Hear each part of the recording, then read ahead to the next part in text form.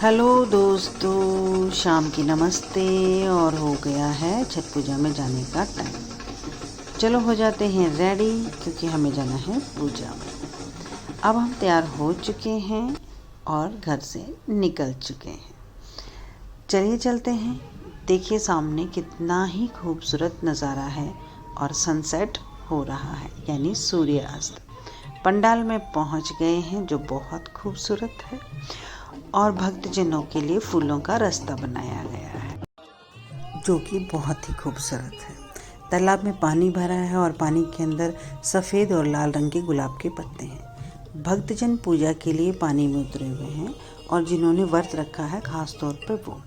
साइडों में जो लोग बैठे हुए हैं वो उनके फैमिली मेम्बर्स हैं और वो बहुत कुछ सामान अपने साथ लेके आते हैं पूजा के लिए।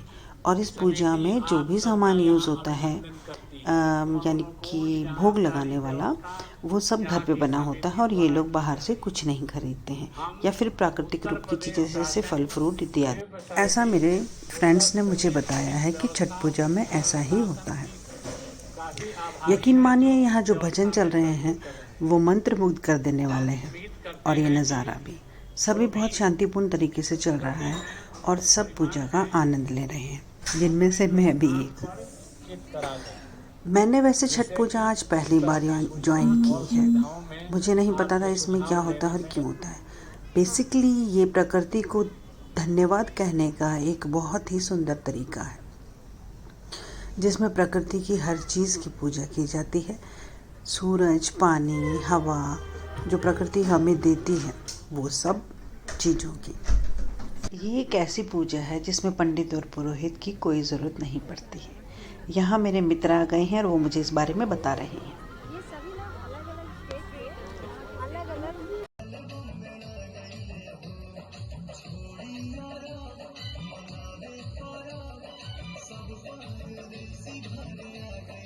और ये हम सब फ्रेंड का फ़ोटोशूट चल रहा था। धीरे धीरे शाम ढलने लगी है और लोगों की भीड़ बढ़ने लगी है। ये लोग काफ़ी देर से इस पानी में खड़े हैं, हमारे देखते देखते शायद 1 घंटा। और ये बहुत दिखने में बहुत ही सुंदर लग रहा है। इनके पास एक छाछ जैसी चीज़ दिखती है। यहाँ पर भजन कीर्तन चल रहा है जिसमें हम भी शामिल हुए। और ये हमारी सोसाइटी के कुछ लोग और आसपास की सोसाइटियों के भी कुछ लोग हैं जो भजनों का आनंद ले रहे हैं। और ये भजन हम खुद गा रहे हैं, हालांकि मुझे नहीं आता पर गा रहे हैं, हम उनमें शामिल हैं। ये वातावरण, ये माहौल दिल को छू लेने वाला। इस पूजा की एक खास बात और है। इस पूजा में सूर्य अस्त की पूजा की जाती है पहले, है ना खास। और सुबह जब होगी तब उगते सूरज की पूजा की जाएगी। भीड़ और बढ़ गई है, तालाब में लोग और ज़्यादा आ गए हैं। अब सभी लोग अपने हाथों में प्रसाद लेंगे जो कि पूल में खड़े हैं या तालाब में खड़े हैं। और ये जो भी प्रसाद इनके पास है ये सभी घर में बनाया गया है, बाजार से नहीं लाया गया है। अभी तो मौसम फिर भी ठीक है, लेकिन पहले टाइमों में लोग बहुत ज़्यादा ठंड में भी इसमें घंटों घंटों खड़े रहते थे। मुझे आज ये पूजा देखकर बहुत ही अच्छा लगा। अब ये पानी में ही परिक्रमा कर रहे हैं। शाम और बढ़ रही है और लाइटें थोड़ी चमकने। ये सभी लोग अलग-अलग स्टेट के ये अलग-अलग। हमारी एक मित्र थी जो हमें इस पूजा के बारे में बता रही थी और उन्होंने ही हमें इस पूजा में इनवाइट भी किया था। यहाँ आकर बहुत अच्छा लगा। इतनी सुंदरता लग रही थी ना कि जैसे स्वर्ग में है, सच कहें।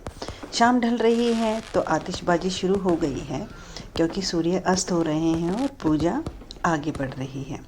एक तरफ आतिशबाजी हो रही थी और हम उसे देखने में मग्न हो गए थे। एक तरफ भजन चल रहे थे जो बहुत ही सुंदर लग रहे थे। लेडीज़ खुद भी गा रही थी और गाने स्पीकर में भी चल रहे थे। जो लोग छठ पूजा करते हैं उनके लिए ये त्यौहार दिवाली से भी बढ़कर है और उनकी इन त्यौहार की रौनक सच में दिवाली से भी खूबसूरत लग रही थी। यहाँ पर आने के बाद मुझे पता चला।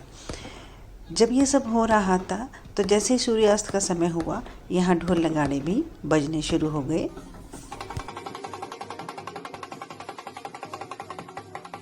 और हम फिर से आ गए तालाब के पास, जहाँ भीड़ भी बढ़ गई है और पूजा भी शुरू हो गई है।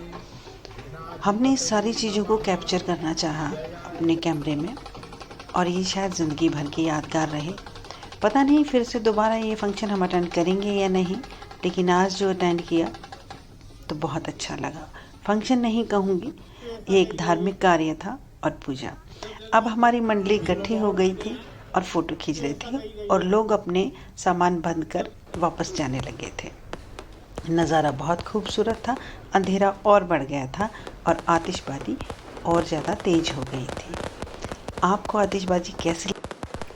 आतिशबाजी कैसी लगी ज़रूर बताइएगा।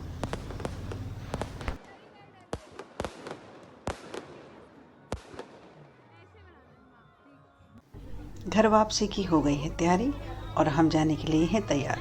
जाते जाते एक आध फ़ोटो और करवा लिया, जो बहुत अच्छा लगा। अब मैं घर आ गई हूँ और घर की बालकनी से नज़ारा देख रही हूँ। लोग तकरीबन चले गए हैं, थोड़े बहुत बचे हैं, लेकिन पंडाल बहुत खूबसूरत दिख रहा है। अब मैं उठ चुकी हूँ और ये सुबह हो चुकी है। सुबह के 4 बजे हैं। धुंध सी महसूस हो रही है और हल्का धुआं भी, पर थोड़े थोड़े लोग भी आना शुरू हो गए हैं। हम भी तैयार होते हैं और सुबह की पूजा को अटेंड। ये जो हल्के हल्के भजन सुनाई दे रहे हैं, ये बहुत ही मंत्रमुग्ध करने वाले हैं। चलिए, हम पहुंच गए हैं सुबह सुबह पंडाल पर, दोबारा से फूलों के रास्ते पर। पंडाल में पहुंचते ही धीरे धीरे भीड़ अचानक से बहुत बढ़ने लगी है और नज़ारा और खूबसूरत हो रहा है। शाम से ज़्यादा भीड़ अब हो चुकी है। लोगों की कतार लगी हुई है बार बार पूजा के लिए।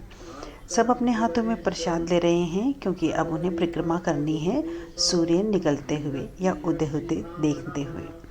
पूजा बहुत ही अद्भुत लगती है मुझे, और हिम्मत है इन लोगों की जो इतने घंटों तक पानी में खड़े रहते हैं, इतने सारा सामान हाथों में लेकर।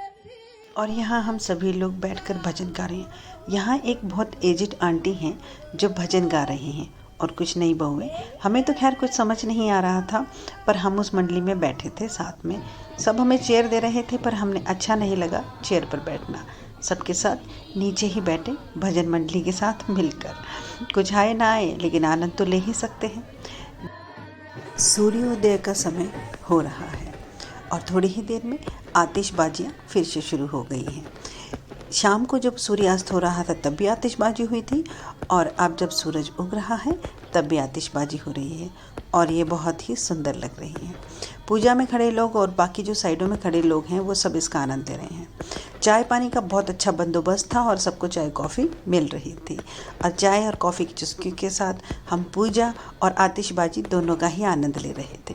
देखिए तो कितना सुंदर लग रहा है। सूरज धीमे धीमा निकल रहा है, अंधेरा छट रहा है, रोशनी बढ़ रही है। यही तो मज़ा है इस पूजा का।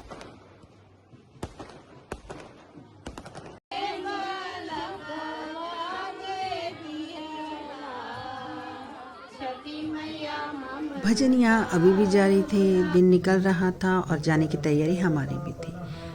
मैं और मेरी कुछ सहेलियाँ, हमने भी अर्घ दिया सूरज को। इसमें अर्घ देने का एक अलग तरीका है। जो माता बहनें यहाँ खड़ी हैं टोकरी टोकरी, उनमें ही दूध की छोटी छोटी बूंदें डालनी होती हैं और वो हर बार परिक्रमा करती हैं। आपको दूध एक ही बार में नहीं डालना होता, 3 बार या 5 बार या 7 बार, और वो हर बार परिक्रमा करती है। चलो अच्छा है, उनके जरिए कुछ पुण्य हमें भी मिल जाएगा। हमने अर्घ दिया और हम घर जाने की तैयारी कर रहे हैं। परिक्रमा का फल, उनकी तपस्या का फल, जो वो इतने घंटों खड़े रहे, वो हमें भी मिले। सूर्य देव और प्रकृति हमें हमेशा खुश रखे और हमें पर अपनी दया बनाए रखे। अब हम लोग जाने को तैयार हैं और प्रसाद वाले प्रसाद देने के लिए भी खड़े हैं। कुछ वीडियो में कैप्चर नहीं कर पाई, क्योंकि खुद ही बनाना और खुद को ही दिखाना थोड़ा मुश्किल रहता है।